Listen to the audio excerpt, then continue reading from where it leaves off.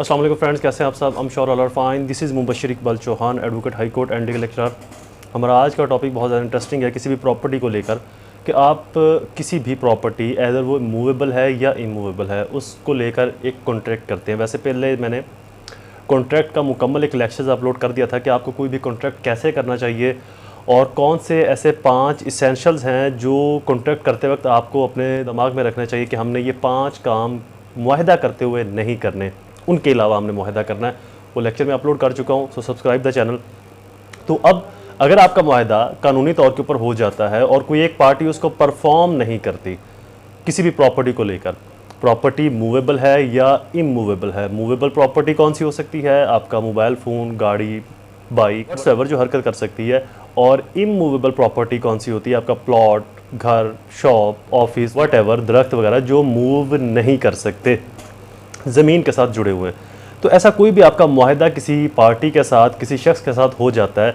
अब आम तौर पर देखा यह गया है कि जब एक मुआहदा लिखा जाता है, तहरीर होता है, कुछ पैसे पार्शली मुआहदा परफॉर्म हो जाता है, एक पार्टी दूसरी पार्टी को कुछ पैसे दे देती है, कुछ हद तक कब्ज़ा भी दे देती है या सम ऑफ केसेस कब्ज़ा नहीं दिया जाता। तो कुछ अरसे के बाद जब बाकी पेमेंट करनी है तब तक प्रॉपर्टी की या तो प्राइसेस इंक्रीज़ कर जाती हैं या डिक्रीज़ हो जाती है प्रॉपर्टी। तो कोई एक पार्टी जो है वो परफॉर्म नहीं करना चाह रही होती मुआहदे को, किसी लालच में या किसी भी और वजह से, किसी और फ़ायदे के लिए। तो ऐसी सूरत में क्या करना चाहिए? देखिए, जब भी एक पार्टी दूसरी पार्टी के साथ कानूनी तौर के ऊपर किसी मुआहदे के अंदर आती है, मुआहदा होता है लॉ ऑफ कॉन्ट्रैक्ट के, मेरी उस वीडियो को ज़रूर सुन लीजिएगा जो कि आपके लिए बहुत हेल्पफुल होगी ताकि इन फर्दरेंस आपका। तो जब दो पार्टीज़ कानूनी तौर के ऊपर किसी मुआहदे के अंदर इन्वॉल्व होती हैं, किसी मुआहदे में आ जाती हैं, तो देन उनके ऊपर उनकी ये लीगल ऑब्लिगेशन है, उनकी ये लीगल रिस्पॉन्सिबिलिटी है कि वो उस मुआहदे को परफॉर्म करें। अगर कोई भी एक पार्टी परफॉर्म नहीं करती तो जो दूसरी पार्टी है जो परफॉर्म करवाना चाहती है वो सिविल कोर्ट के अंदर एक सूट फॉर स्पेसिफिक परफॉर्मेंस का केस फाइल करेगी, स्पेसिफिक रिलीफ एक्ट 1877 के तहत।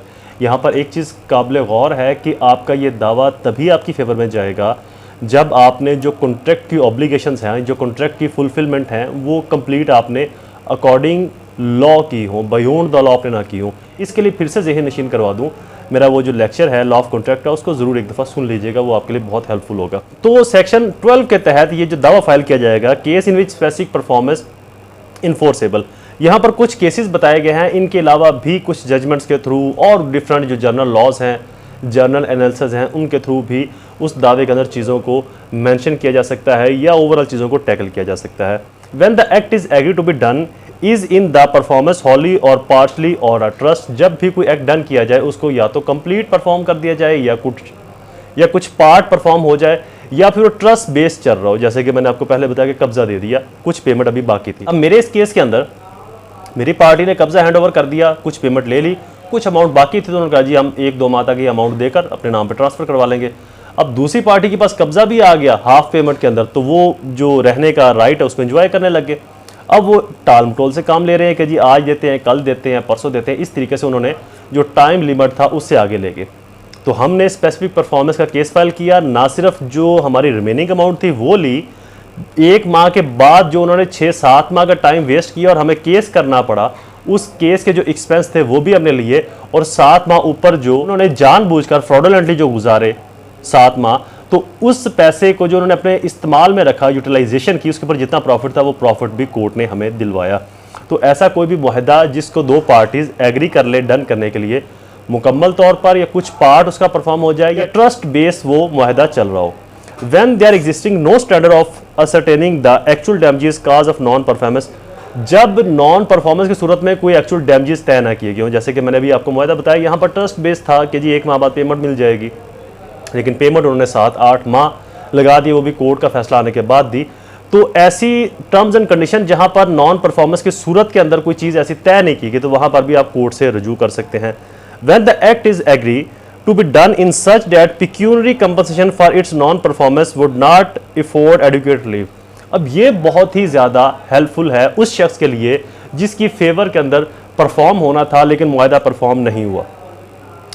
अब जैसे कि मैंने अभी आपको बताया कि अगर मुझे मेरी हाफ पेमेंट मिल जाती, लेकिन जो 7-8 माह मुझे वो पेमेंट नहीं मिली, जिस वक्त सोने का रेट कुछ और था, 7-8 माह बाद रेट कुछ और हो गया, पेट्रोल की प्राइसेस हाई होगी, महंगाई आ गई, तो बहुत सारी चीज़ों के अंदर मुझे जो नुकसान उठाना पड़ा, तो पिक्यूनरी जो रिलीफ है, जो मुआहदे में लिखा गया था कि जी ना देने की सूरत के अंदर 50,000 हर्जाना या 1 लाख रुपये हर्जाना होगा, वो नाकाफ़ी था मेरे लिए। जब कोर्ट से रजू किया तो कोर्ट ने ना सिर्फ पिक्यूनरी रिलीफ दिलवाया बल्कि वो अमाउंट भी दिलवाई कि मेरे लिए एडिक्वेट थी, काफ़ी थी, रीजनेबल थी।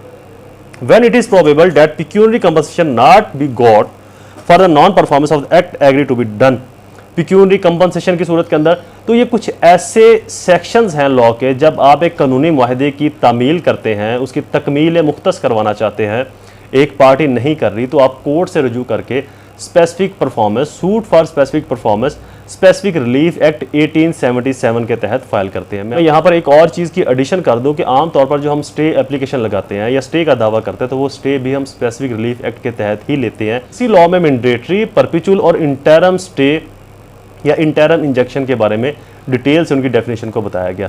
बहुत जल्द उनके लेक्चर्स भी अपलोड कर दूंगा कि स्टे आप लेने के लिए किस कानून का सहारा लेंगे, और अगर किसी ने स्टे लिया हुआ है और उस स्टे को खारिज करवाना चाहते हैं तो देन आपको किस कानून का बेहतरीन सहारा लेना चाहिए। दोबारा हाजिर होगा किसी और इन्फॉर्मेटिव वीडियो के साथ, तब तक मुझे अपने दुआओं में ज़रूर याद रखें। अल्लाह ताला आप सबका हामी नासिर हो। वस्सलाम।